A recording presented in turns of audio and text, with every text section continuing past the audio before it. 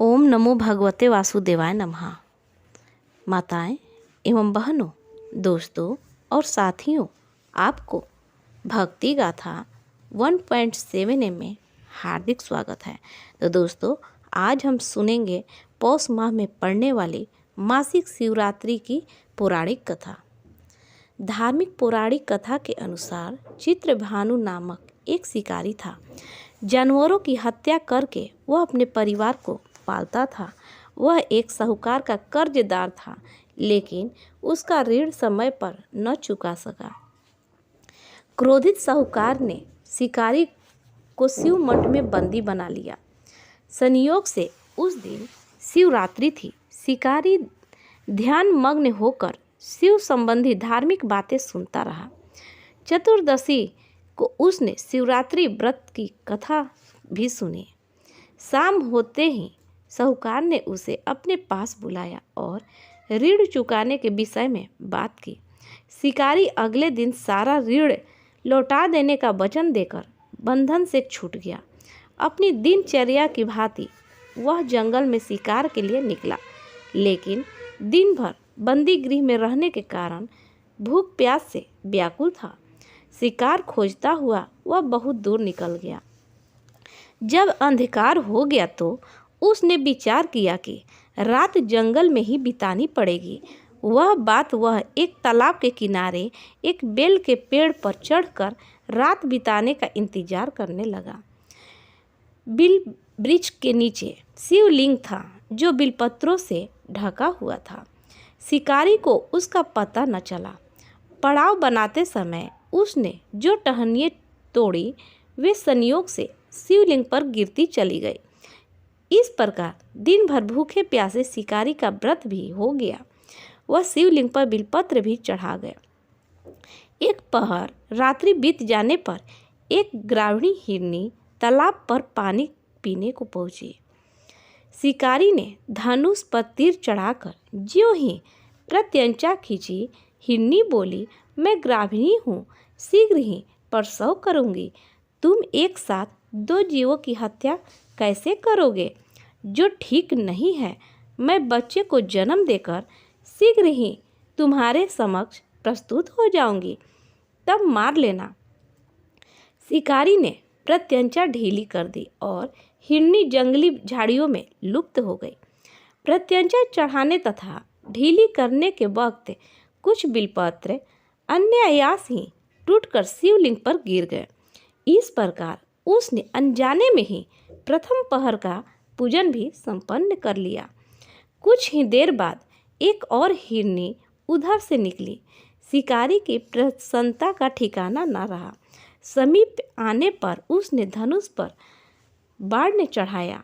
तब उसे देख हिरनी ने विनम्रतापूर्वक निवेदन किया, हे शिकारी, मैं थोड़ी देर पहले ऋतु से निर्मित हुई हूँ, कामातुर बिरहिणी हूँ, अपने प्रिय की खोज में भटक रही हूँ। मैं अपने पति से मिलकर शीघ्र ही तुम्हारे पास आ जाऊंगी।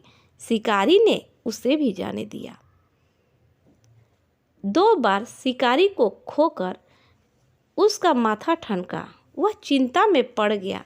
रात्रि का आखिरी पहर बीत रहा था।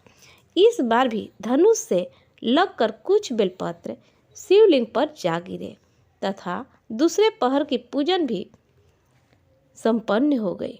एक अन्य हिरनी अपने बच्चों के साथ उधर से निकली। शिकारी के लिए यह स्वर्णिम अवसर था। उसने धनुष पर तीर चढ़ाने में देर नहीं की। वह तीर छोड़ने ही वाला था कि हिरनी बोली, हे शिकारी, मैं इन बच्चों को इनके पिता के हवाले करके लौट आऊंगी। इस समय मुझे मत मारो। शिकारी हंसा और बोला, सामने आए शिकार को छोड़ दूं? मैं ऐसा मूर्ख नहीं। इससे पहले मैं 2 बार अपना शिकार खो चुका हूँ। मेरे बच्चे भूख प्यास से व्यग्र हो रहे होंगे। उत्तर में हिरनी ने फिर कहा, जैसे तुम्हें अपने बच्चों की ममता सता रही है, ठीक वैसे ही मुझे भी। हे शिकारी, मेरा विश्वास करो, मैं इन्हें इनके पिता के पास छोड़कर तुरंत लौटने की प्रतिज्ञा करती हूँ। हिरनी की दुख भरता स्वर सुनकर शिकारी को उस पर दया आ गई। उसने उस मृगी को भी जाने दिया। शिकार में अभाव में तथा भूख प्यास से व्याकुल शिकारी अनजाने में ही बेल वृक्ष पर बैठा बेलपत्र तोड़ तोड़कर नीचे फेंकता जा रहा था।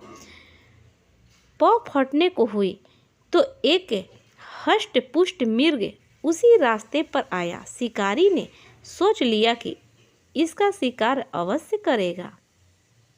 शिकारी की तनी प्रत्यंचा देखकर मृग विनीत स्वर में बोला, हे शिकारी, यदि तुमने मुझसे पूर्व आने वाली 3 मृगियों तथा छोटे छोटे बच्चों को मार डाला है तो मुझे भी मारने में विलंब न करो, ताकि मुझे उनके वियोग में एक क्षण भी दुख सहना न पड़े।